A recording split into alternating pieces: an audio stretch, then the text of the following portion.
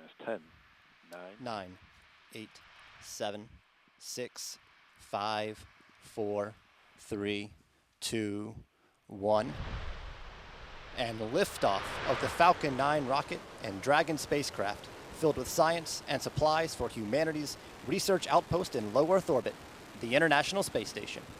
SpaceX ascent commentary will be performed by several people. The propulsion engineer calls out propulsion events. The avionics engineer calls out avionics health and Dragon. Good afternoon and welcome to our SpaceX CRS-13 post-launch news conference. I'm Stephanie Martin of NASA Communications.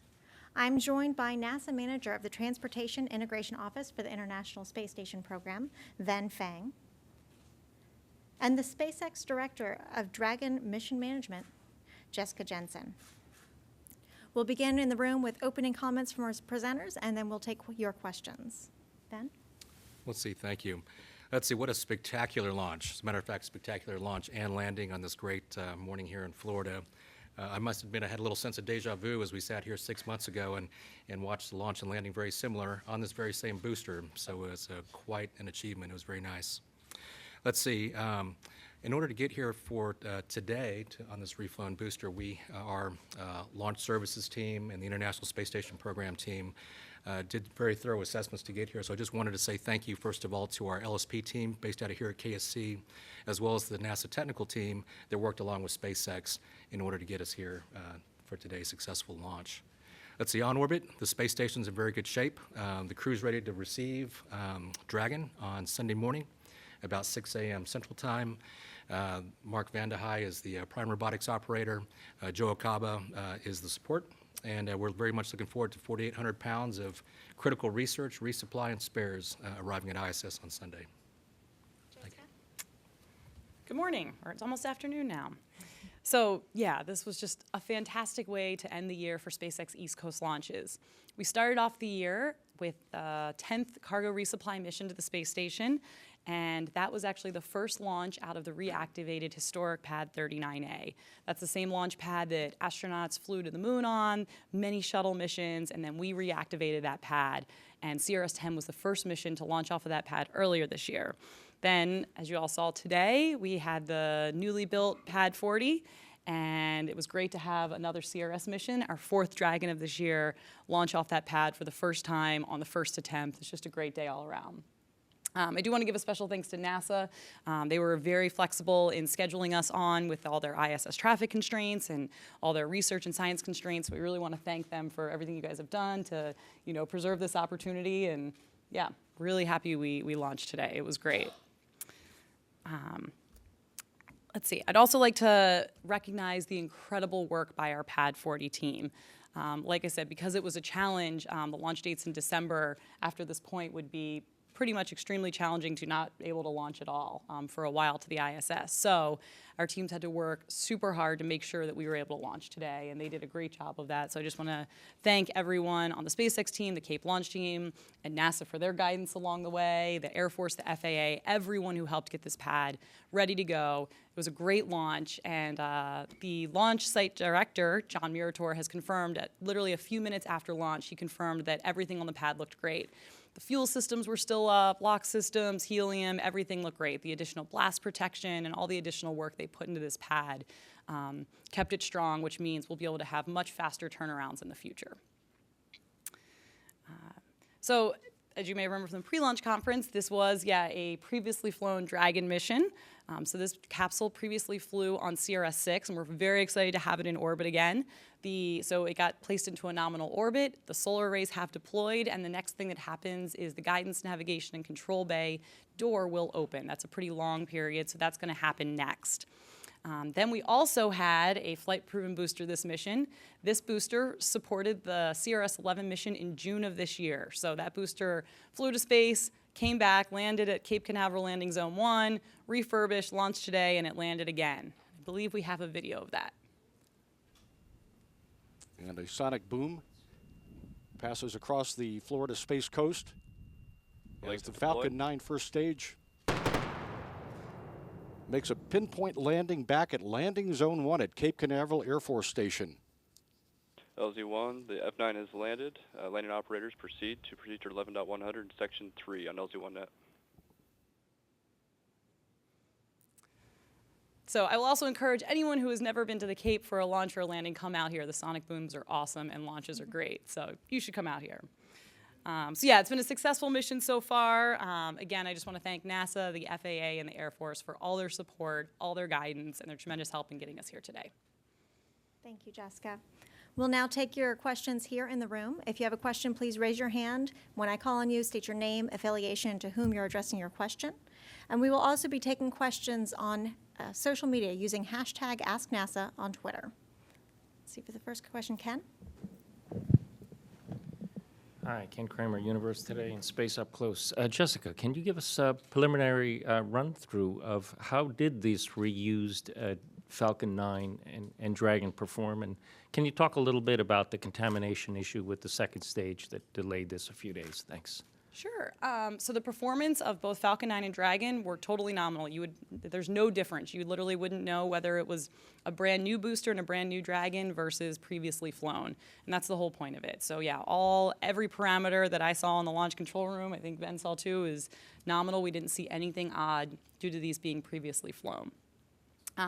With regards to the issue that we saw the past few days, we did find a small amount of particulate in the second stage fuel tank. We found that out after doing inspections after our static fire testing. The good news is we were able to flush all that out and verify all of our filters were in place. We checked everything on the ground side as well as checking all the tanks again on Falcon 9. Even though we only saw this in the second stage fuel tank, out of an abundance of caution, we checked the second stage LOX tank, as well as the first stage fuel and LOX tanks. And so we did several flushes. We wanted to take a few extra days just to be safe. So we did many extra flushes and ensured that basically our ground systems and our flight systems were all good for flight. Chris Gebhardt with NASA Spaceflight, with one for both of you. What's Dragon's nominal departure date from the ISS in January? And for Jessica, at a recent Aerospace Safety Advisory Panel meeting, there was talk about using a cargo Dragon to test out some heat shield defects to validate micrometeoroid impacts for Crew Dragon assessments. I was wondering if you could talk about what those potential defects you might put on a cargo Dragon heat shield would be, and what missions those are going to fly on. Okay. Do you want to answer the first question about return? Sure, that'll be a pretty quick one. We're currently nailing down the date, but it should be in the middle of January. We're looking at the on-orbit activities. We're looking at vehicle traffic and other activities on orbit, as well as the amount of time for the research on orbit. So it should be right around the middle of January. Yes, and with regards to demonstrations on cargo vehicles, so the way we currently work is, it's great that we have this Dragon 1 vehicle as sort of a precursor to the crew missions we're going to fly. So what we do is we work with NASA on the Cargo Dragon 1 missions to say, hey, is there a certain type of hardware we can fly, or is there, pieces of either a heat shield or the thermal protection system on the side that, we should do testing on the Cargo Dragon mission to get some additional flight. And so we've done that on a few different experiments with them.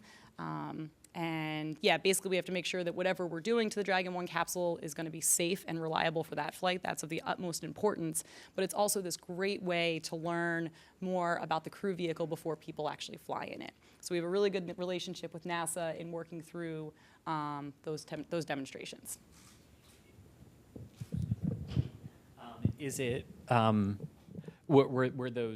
Was the discussion at the ASAP meeting then about, potentially putting some defects in a cargo Dragon heat shield, just speculation of things that could be done, or is that an actual plan for a future mission before the Crew Dragons start flying? Yeah, so I can't go into details of any of the experiments, and I apologize, I don't know exactly what was stated at the ASAP panel, but I can tell you that we do perform demonstration missions or demonstration objectives on Dragon 1.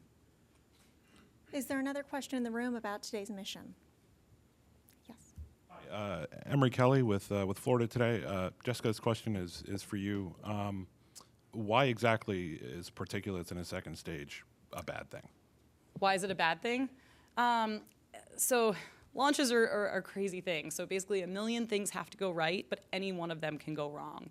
And particulates is one of those things that can go wrong. If they get clogged somewhere, you could have some issues with performance. So it's really hard to quantify exactly what would happen, but basically everything dealing with a launch, because once it takes off, you don't have commanding capability of the launch vehicle. Dragon, we have commanding capability once in orbit, but for Falcon 9, it runs autonomously through its entire flight, so once it's in the air. So based on that, you just want to take every precaution possible. Like I said, you want to make sure all those million things go right and that not one of them goes wrong. Perfect. We'll now take a question from #AskNASA on Twitter. Yeah, so at A Shower asks, will NASA be flying more reusable first stages?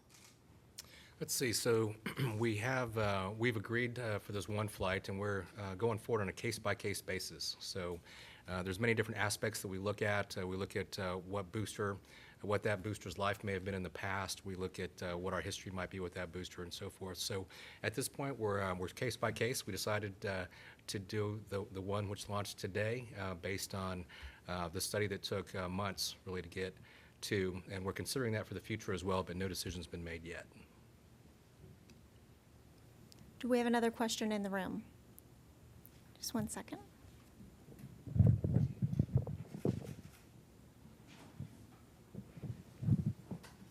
Roland Keller of Swiss Engineering Magazine and Swiss Space Association. I would like to know, what do you like the most? Is it the takeoff or the landing? Is that for me? I like the Dragon arrival. Yeah, exactly.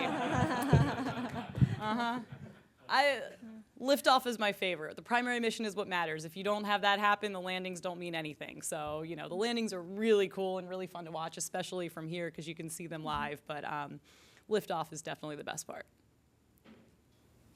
Question in the corner. Hi, I'm Tom Cross with Teslarati. I have 2 questions for you, Jessica. Can we expect to see the pre-flown boosters unpainted from now on? And also, is there a plan to refly a 3rd time on any of them?